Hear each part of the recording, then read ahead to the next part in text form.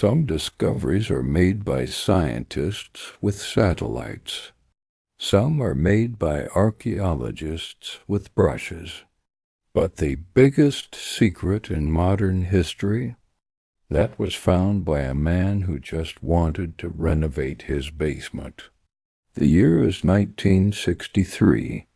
We are in the Nevşehir province of Turkey. A local man is frustrated. His chickens keep disappearing. They aren't being stolen, and they aren't running away.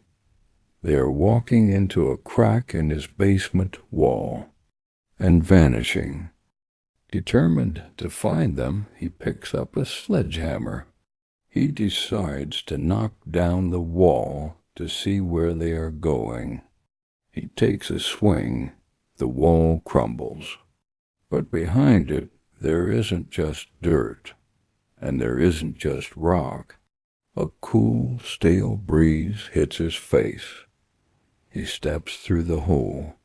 He finds a room, then a hallway, then a staircase carved deep into the earth. He didn't know it yet, but he hadn't just found a cave. He had found a lost world. Buried beneath his house was Derinkuyu, an underground metropolis going 18 stories deep into the crust of the earth, a city built to hide 20,000 people. It had schools. It had churches. It had stables. And for thousands of years, nobody knew it was there. Who built it? How did they survive without the sun? And most importantly, what were they so afraid of that they decided to bury themselves alive? To understand the mystery of the underground, we first have to look at the surface. This is Cappadocia. It looks like something from a sci-fi movie. The landscape is covered in these tall, cone-shaped rocks called fairy chimneys. The geology here is special. Millions of years ago, volcanoes erupted and covered this entire area in a thick layer of ash. Over time, that ash turned into a soft rock called tuff. Tuff is unique. It's strong enough to hold a shape, but soft enough that you can carve it with simple hand tools. The locals figured this out quickly. Why build a house out of wood that can burn when you can just carve a home directly into the mountain? But Derinkuyu is different. They didn't just carve into a mountain. They dug down. Imagine an 18-story skyscraper. Now, take that building, turn it upside down, and bury it in the ground. That is the scale we are talking about. The city goes nearly 300 feet deep. That is deep enough to bury the Statue of Liberty up to her torch. When archaeologists arrived in 1963, they were shocked. They kept descending, expecting the tunnel to end. Level 1, Level 2, Level 5. By the time they reached Level 8, they realized this wasn't just a bunker. This was a masterpiece of engineering. This wasn't a hole in the ground where people huddled in the dirt. This was a fully functioning society. They found communal kitchens with blackened ceilings from cooking fires. They found wine presses for making alcohol. They found a missionary school with vaulted ceilings. They even found stables for cows, sheep, and horses. But as you walk through these tunnels today, a terrifying question starts to form. If you put 20,000 people and thousands of animals into a sealed box underground, the oxygen runs out, the heat builds up, the carbon dioxide kills everyone in days. So how did they survive? The engineers of Derinque were geniuses. Before they built the rooms, they built the lungs. They dug over 50 massive ventilation shafts. Some of these shafts go all the way from the surface down to the very bottom level, nearly 180 feet straight down. It works like a giant chimney. Fresh, cool air sinks down to the bottom, pushing the stale, hot air up and out. This created a constant natural airflow. Even today, if you stand at the bottom of Derinque, the air is fresh, it's cool, it's breathable. But air's only one problem. What about water? You can't survive more than 3 days without it. The builders were smart. They didn't just dig the shafts for air. They dug them deep enough to hit the water table. These shafts doubled as wells. Residents on the lower levels could pull up fresh, clean water without ever going to the surface. But let's talk about daily life. Because surviving is one thing, living is another. Imagine you are a resident here 2,000 years ago. You wake up. It is pitch black. There is no sun to tell you if it is morning or night. You rely on oil lamps. The smell would have been intense.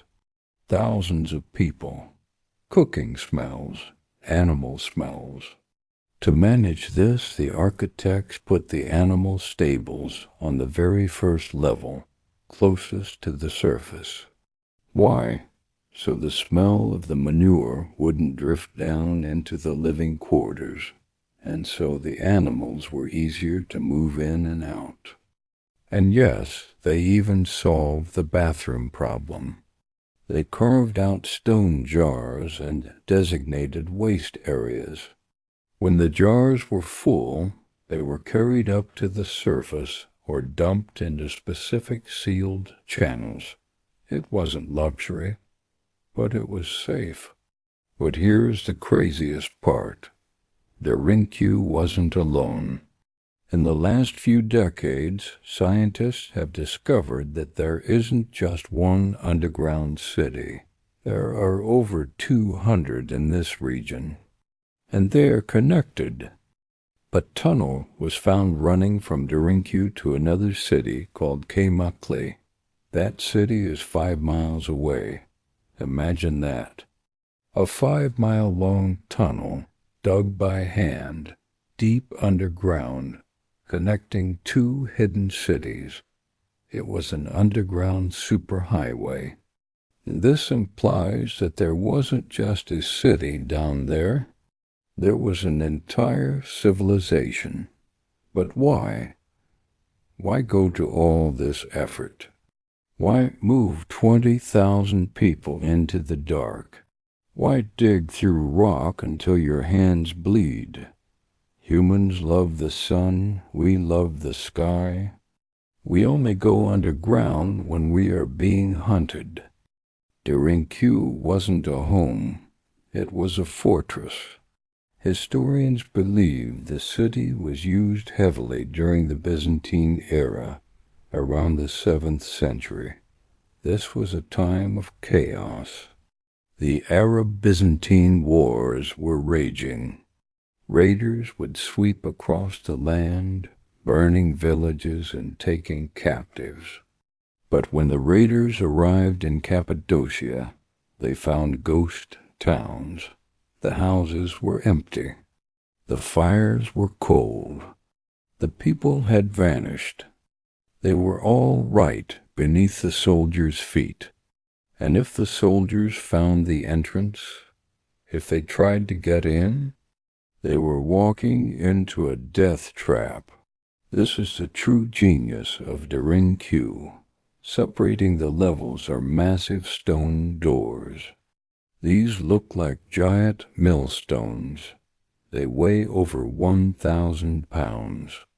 Here is the trick. The doors can only be opened or closed from the inside. There is a hole in the center of the door. A defender could stick a spear through it to stab anyone trying to push the rock. Once that door rolls shut, it is mathematically impossible to move it from the outside. The tunnel is sealed. But let's say the enemy breaks through the first door. What happens next? The tunnels are narrow, very narrow. You have to walk single file. You have to hunch over. This was intentional. A Roman or Arab soldier cannot fight effectively while hunched over. He cannot swing his sword. He cannot use his shield. But the defender? He is waiting around the corner with a spear, standing in a room with a high ceiling. One defender could hold off an entire army. They even drilled small holes in the ceilings of the tunnels above the enemy's heads. If soldiers got stuck trying to break a door, the people above could pour boiling oil or drop spears right onto them. It was a brutal, terrifying maze designed to do one thing: protect the families hiding in the dark. Eventually, the wars ended. The people returned to the surface. They built new homes. They planted new crops. But they never forgot the city. They kept the entrances hidden behind walls, behind bushes, inside basements, just in case the world became dangerous again. Today, Darinthyu is open to tourists. You can go there. You can walk the tunnels. But archaeologists say we have only excavated about 10% of the city. 90% of it is still untouched, still dark, still waiting. It makes you wonder, if a metropolis for 20,000 people can hide behind a basement wall for 1,000 years, what else is down there? What else have we built and lost and forgotten? If you had to hide underground to survive, could you do it? How long do you think you could last in the dark? Let me know in the comments below.